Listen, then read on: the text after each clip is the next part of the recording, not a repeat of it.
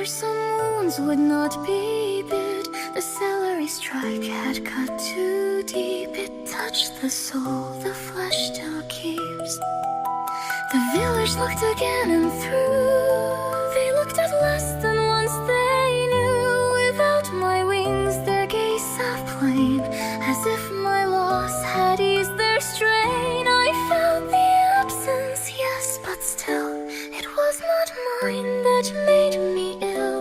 What hollowed all the daylight through was watching Kael withdraw from view.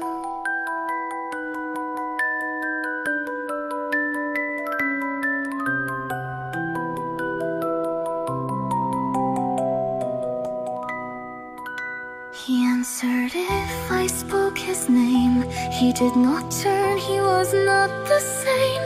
He kept his distance calm and exact, like tenderness itself might crack.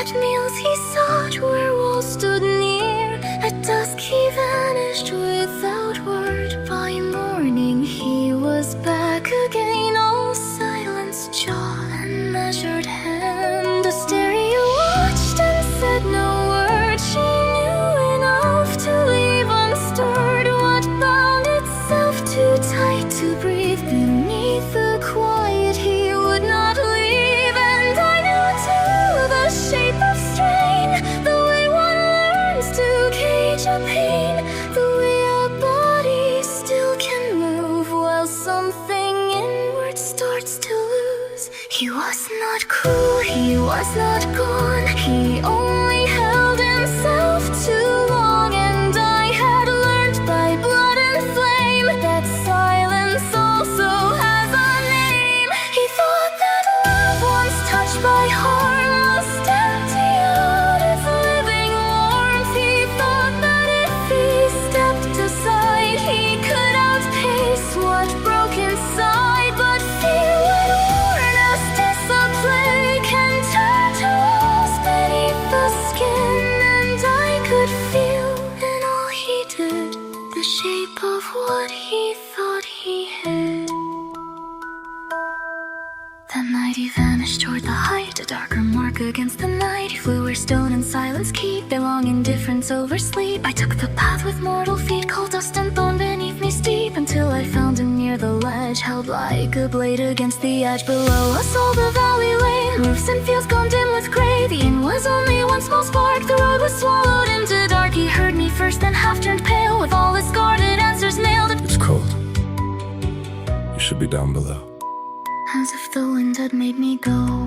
I almost smiled, but not from ease. He'd always failed at lies like these. You still reply when I draw near. You only will not meet my eyes. The cliff held still, the night stayed bare.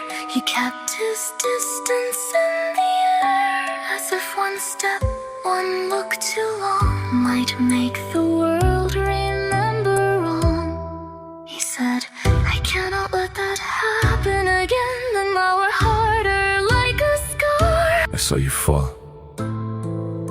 and everything gave way.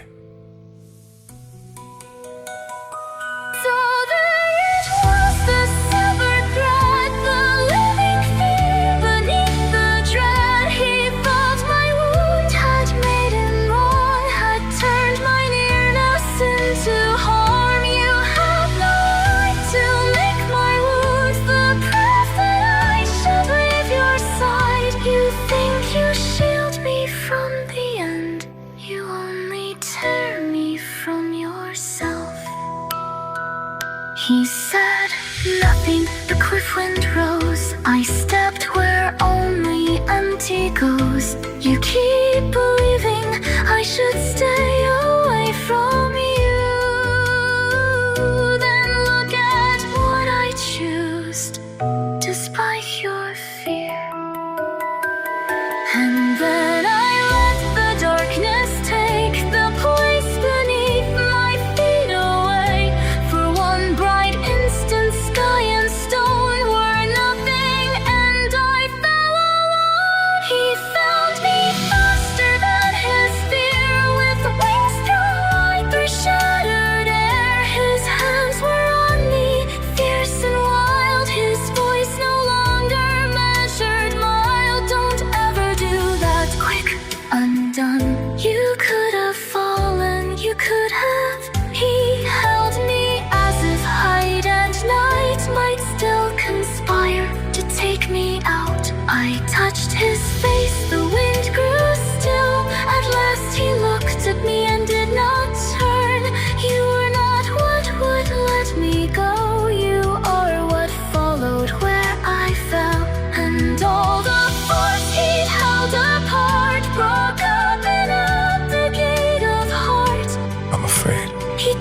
I did not this time. No fracture veil behind his eye, no silence forged to keep me far.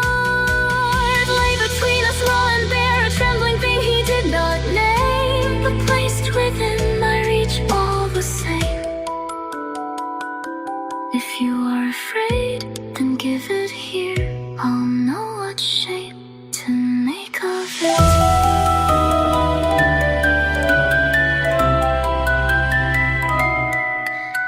The white flame answered as I spoke, not ruin now, but something whole.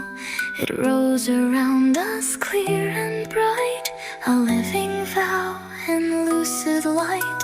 And shaken past the edge of speech, he kissed me first, as if to reach what fear had sealed and sorrow barred, what still had lived in him unmarred. The sleeping green climbed root and briar, the air grew warm with answering fire. And from the place where loss had been, where absence ached against my skin, my dark wings opened wide again, restored through love, through light, through him.